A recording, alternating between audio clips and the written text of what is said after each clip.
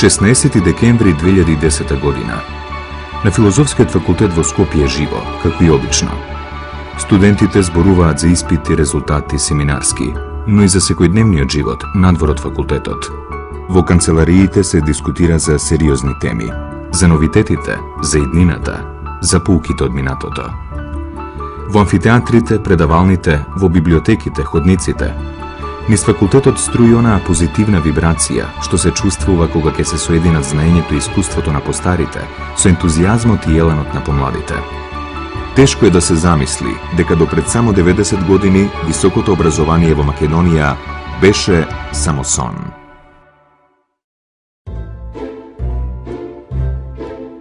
Точно пред 90 години почна приказната за Филозофскиот факултет во Скопје.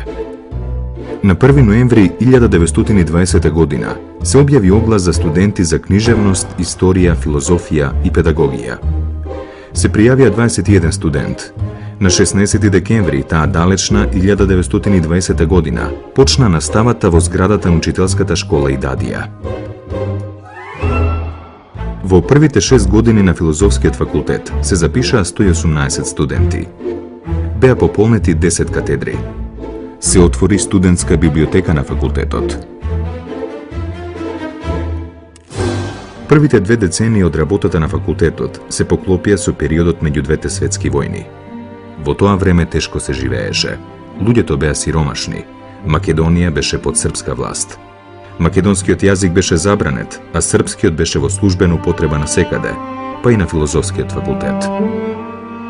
Постоењето на факултетот ја разбуди националната самосвест кај младите луѓе. Настаните оставија белег врз оние кои растеа во тоа време. Доказ за силното влијание врз нивните ставови е една од првите докторски дисертации од 1962 година. Еве на што сум докторирал. Кога предложив на професор Љубен Лапе, и што ти требаше тоа? Знаеш што може да повлече таа тема. Ве молам, професоре, сета одговорност се прифаќам врз мене, а нека повелат научниците. Нека кажат една работа дали не е така како што од изворите нивни сум ја употребени. Околу 1800 студенти дипломираа до 1941 година. Тогаш факултетот доби наредба за затворање. Почна Втората светска војна.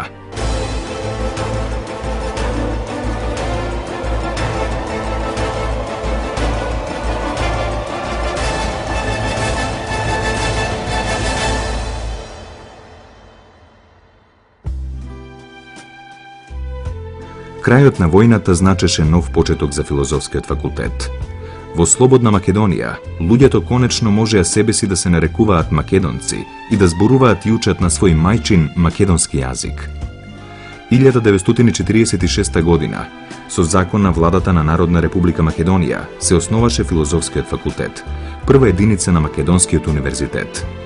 На големата свеченост во Македонскиот народен театар, првиот декан доктор Михаил Петрушевски го прогласи отворањето на факултетот. Првиот декан вложуваше големи напори за науката во Македонија да добие меѓународен карактер. Во 1950 година почна издавањето на научното списание Жива антика, кој денес се дистрибуира во 234 библиотеки низ целиот свет.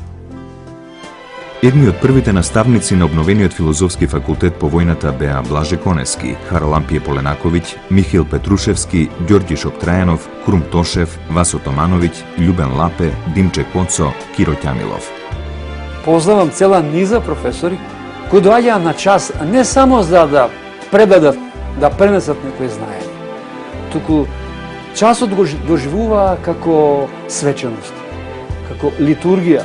Тие секогаш доаѓаа најсвечено облечени, како бидејќи ние на шега како доаѓаа на бал, уште повеќе, кои доаѓаа на празник. Професорот Петрушевски, чии часови има среќа едно време да ги посетувам, имаше токму таков однос. Тој секогаш се трудеше не само да пренесе знаење, да пренесе и нешто повеќе од тоа, љубов, занес, да внесе во нас дух еден. По неколку години дипломираа првите македонски високо образовани кадри, а наскоро се бранија и првите докторски дисертации. Факултетот се селеше повеќе пати. Од Идадија во 1952-та се пресели во голема нова зграда на КЕОД, која настрада во големиот земјотрес во 1963-та. Принудно се всели во Педагошката академија, па откако немаше доволно простор се пресели во зградата на Шумарскиот факултет. Конечно во 1974 година Филозофскиот факултет се всели во нова зграда во рамки на новиот универзитетски комплекс. Таму се наоѓа и денес.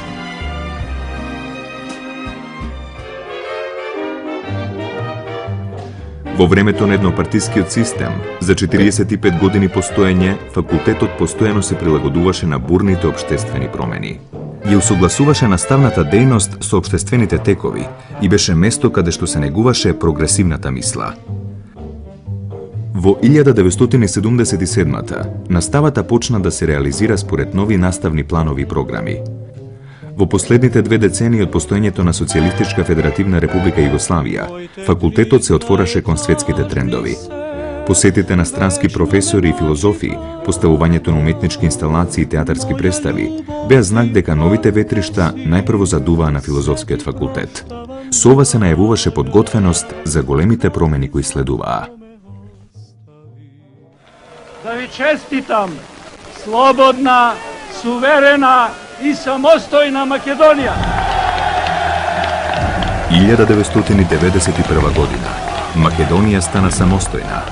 Дојде до големи промени на општествениот систем. Почна нова фаза во развојот на високото образование.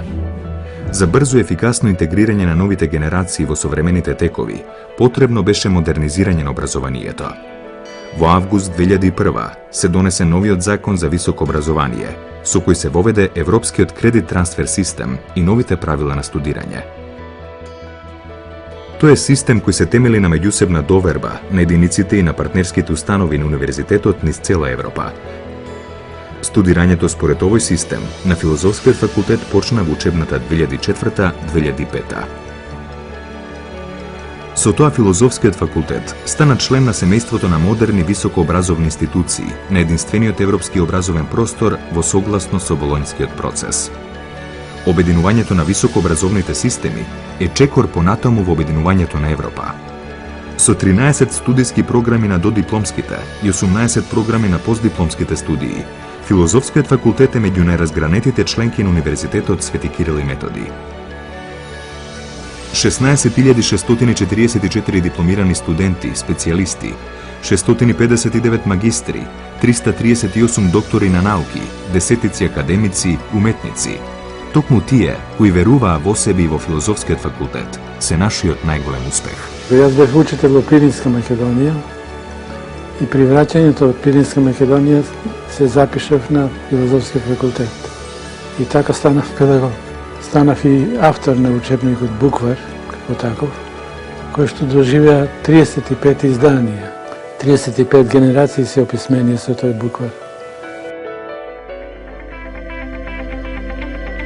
Филозофскиот факултет денес има развиено квалитетна меѓународна соработка со околу 40 странски универзитети.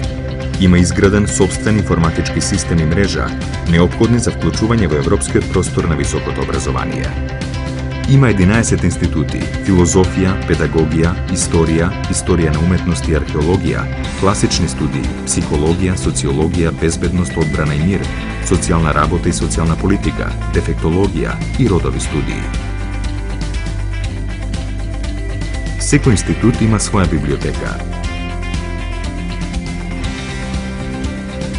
Продолжува нашата мисија да го подигнеме квалитетот на уште повисоко ниво. Да бидеме еден од најафирмираните членови на Македонскиот универзитет.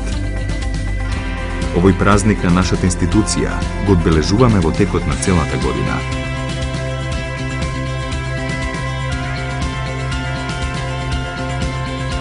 Подготвени за иднината, го славиме минатото.